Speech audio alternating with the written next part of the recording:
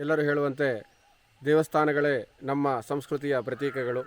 ಹಾಗಾಗಿ ಶೃಂಗೇರಿಯ ಸುತ್ತಮುತ್ತಲಿನಲ್ಲಿರುವಂತಹ ಎಲ್ಲ ದೇವಸ್ಥಾನಗಳನ್ನು ನಿಮಗೆಲ್ಲರಿಗೂ ಸಹ ದರ್ಶನವನ್ನು ಮಾಡಿಸುತ್ತಾ ಅದರ ವಿಶೇಷತೆಗಳು ಹಾಗೂ ಮಹತ್ವವನ್ನು ತಿಳಿಸುವಂತಹ ಪ್ರಯತ್ನವನ್ನು ಇವತ್ತಿನಿಂದ ಮಾಡ್ತಾ ಇದ್ದೇವೆ. ಇವತ್ತು ಗುಬ್ಗೋಡಿನಲ್ಲಿರುವಂತಹ ಗಣಪತಿ ದೇವಸ್ಥಾನದ ಈ ಕಾರ್ಯಕ್ರಮದ ಮೂಲಕ ಈ ಒಂದು ನಮ್ಮೂರ ನ್ಯೂಸ್ ನಮ್ಮೂರ ದೇವಸ್ಥಾನ ಎನ್ನುವಂತಹ ಕಾರ್ಯಕ್ರಮವನ್ನು ಪ್ರಾರಂಭ ಮಾಡ್ತಾ ಇದ್ದೇವೆ.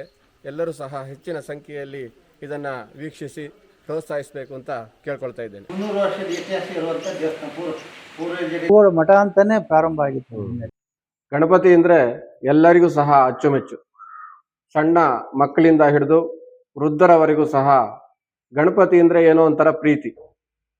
ಗಣಪತಿ ಅಂದರೆ ಅವನು ಪ್ರಥಮ ವಂದಿತ ದೇವರು. ಅಂದರೆ ನಾವು ಏನು ಕೇಳ್ತೀವೋ ಭಕ್ತಿಯಿಂದ ಏನೇ ಕೇಳಿದರೂ ಸಹ ಅವನು ಕೊಟ್ಟುಬಿಡ್ತಾನಂತೆ.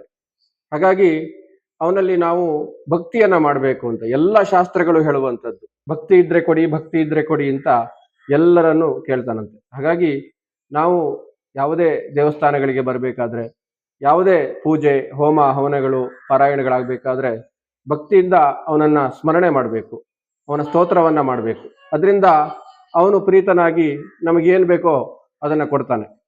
ಹಾಗಾಗಿ ಆ ಭಕ್ತಿಗೆ ಹೆಚ್ಚಿನ ಮಹತ್ವವನ್ನು ಕೊಟ್ಟಿದ್ದಾರೆ.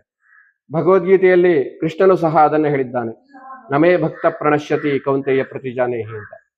ನೀನು ಯಾವ ಹೂ ಕೇಳಿದ್ರು ಕೊಡ್ತೀನಪ್ಪ ಅಂತ ಹೇಳಿದಾಗ ಕೃಷ್ಣ ಹೇಳ್ತಾನಂತೆ, ನಾನು 8 ಹೂಗಳನ್ನು ಕೇಳ್ತೇನೆ, ಅಷ್ಟಪುಷ್ಪಗಳು, ಅದನ್ನ ನೀನು ಕೊಡ್ತೀಯಾ?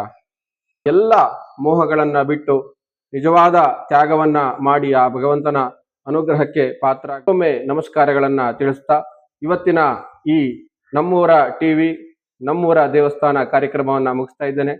ಮುಂದಿನ ಬಾರಿ ಇನ್ನೊಂದು ದೇವಸ್ಥಾನವನ್ನ ಭೇಟಿ ಮಾಡೋಣ, ಅಲ್ಲಿಯ ವಿಶೇಷಗಳ ಬಗ್ಗೆ ತಿಳಿದುಕೊಳ್ಳೋಣ ಅಂತ ಹೇಳ್ತಾ ಎಲ್ಲರಿಗೂ ನಮಸ್ಕಾರ.